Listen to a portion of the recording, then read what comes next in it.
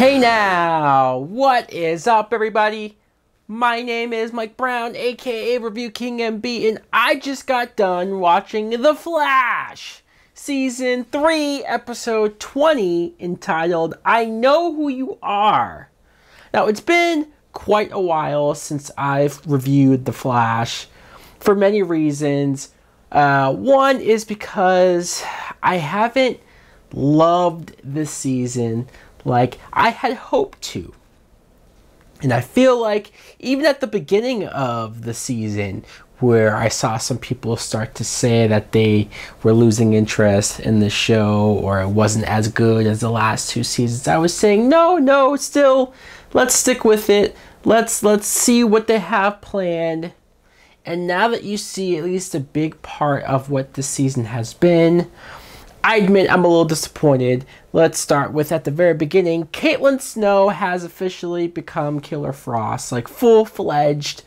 And I do like this. I like the fact that Caitlin has become Killer Frost.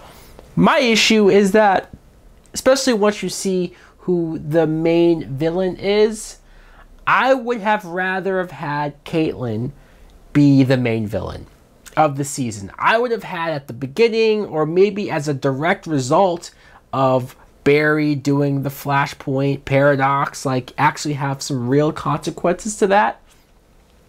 The big factor, the big ripple effect should have been Caitlin becoming Killer Frost and have her be evil since the beginning. Because just this episode of her being evil and her going after them, and I know they eventually explain how she really knew what Barry was going to say and do next, but imagine if it was just her, because of how close she was with all of them, her using that knowledge and that friendship against them. That would have been 10 times more interesting. And I think the whole everybody else, including Sisko and obviously Barry, not wanting to kill her or hurt her and try to save her. This could have been great. A great built-in villain that we're emotionally invested in as an audience. We obviously don't want to see her be evil, but you could have her do some messed up things. I just really think that they dropped the ball with the whole Caitlin thing, because the way how they explain it, she has a split personality. So Killer Frost is a split personality who's the evil one. Why?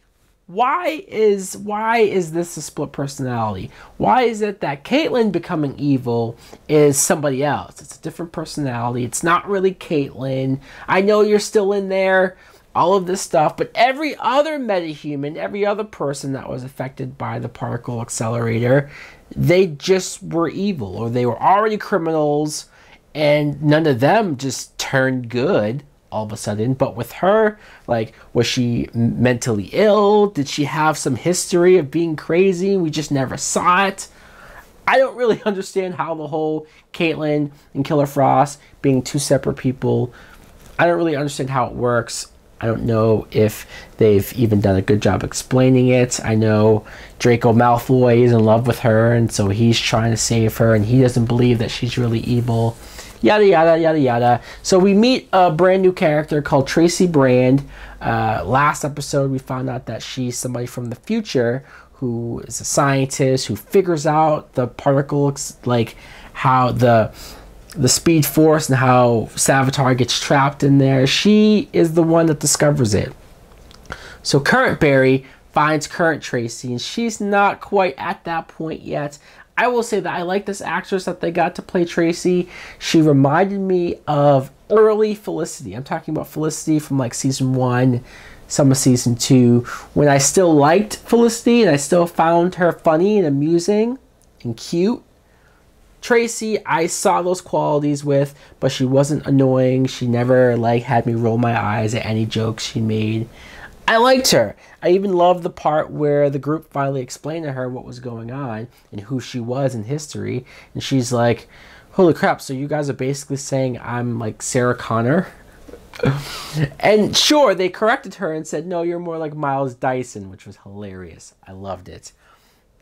Sisko has this side plot of he can't hurt Killer Frost because he doesn't know if he can control his powers, which was the first time I ever heard that. I never heard him be afraid of his powers and whether or not he can control them. But okay, they want to have him go through an arc, I guess. I'm not saying that I'm upset that he didn't want to hurt Caitlyn. I get it. It just seemed like you really thought your powers were that powerful that you were going to kill her from one blast? How many times was he just going to sit there and not do anything and let himself get killed or let somebody else get killed? Really, it's his fault that she did what she did by kidnapping Joe's girl in the first place. Let's talk about Joe and Cecile. I really liked Joe dating this woman. I felt like they had good chemistry, and it was nice to see him at least try to be happy with somebody else, have his own life, and not always have to worry about his kids and whatnot, even though I thought he was a great father. I was crushed. I was crushed when he finally decided to break up with her. I was like, what the hell, dude? Of course, this show would go in that route, have him do something that's like, God damn it. I remember when Peter Parker had to do this with Mary Jane. But anyways, so he does that, and then she immediately gets kidnapped. And so at that point, he does end up telling her. Once they save her, he does tell her the truth. So I did like that they didn't prolong that he did get back with her. I like that actress. So Sisko finally gets the courage, goes up against Killer Frost and knocks her out, takes her blood for whatever reason. I guess they're going to come up with a cure because there's a cure to having a split personality. There's a cure from being frozen. But I'm sure they'll figure something out. Again, it's frustrating because the moment when Barry was putting the pieces together, when he was figuring out basically who Savitar was. Honestly, I know I haven't been doing videos, so some of you are going to say, bullshit, you're full of shit, you're lying. But I figured out it was future Barry. I figured it out mostly from probably over a month ago when they showed the preview of the episode where Barry goes to the future. Which, mind you, didn't he make a promise to never fuck with time again and go into the future or go into the past? I thought he made that promise to the group because he messed up Flashpoint so much. But this time, everybody was okay with him going to the future. He did that. He saw future Barry and saw how screwed up he was. And from that, I said it's obvious that future Barry is Savitar. I thought it was a no-brainer. So cut to this, and you're seeing all the clues and seeing everything add up and do all this stuff. And then he goes, he confronts Savitar, says it.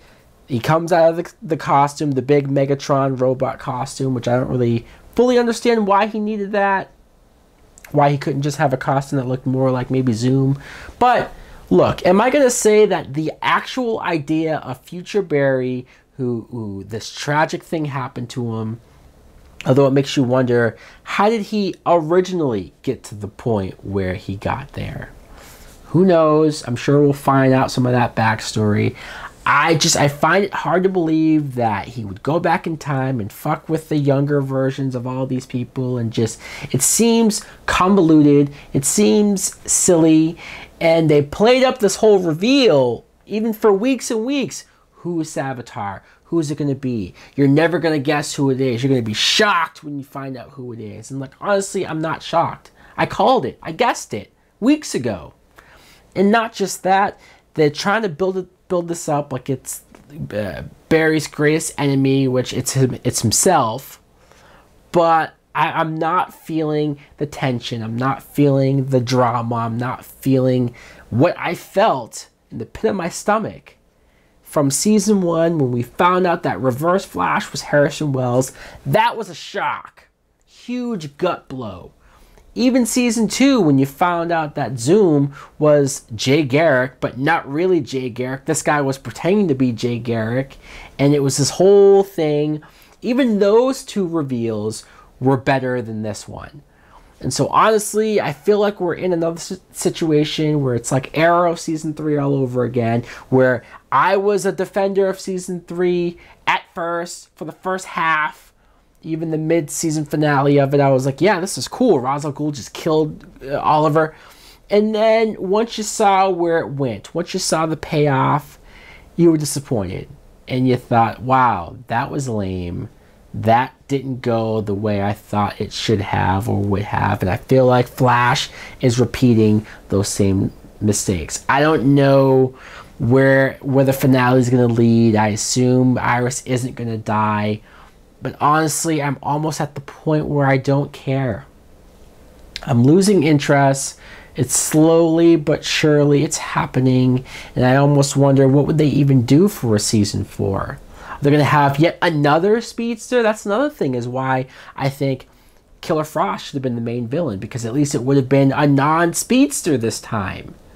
Or have Gorilla Grodd. Those 2 episodes with him were pretty decent. Like, why wouldn't Grodd be the main villain? It feels like the show is losing some stuff. I will say, Harrison Wells in this episode had me laughing. He was making me laugh very much. But besides that, it was what it was.